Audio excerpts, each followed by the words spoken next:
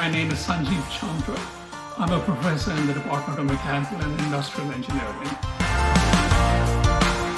I'm going to be talking about what is it that we have learned. We have all been teaching online for the last year. What are the messages that we want to take away from this experience?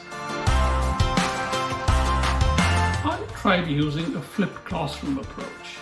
I prepared online lectures that students watched before they came in, and then we used that as a basis for our discussion and further development during the lecture. So my wife and I have been teaching cooking classes for many years. My wife is a cookbook author and writes about food. In the last year, our classes unfortunately have been cancelled, so we learned instead how to make cooking videos. We've been making cooking videos and we've been putting them up on her website.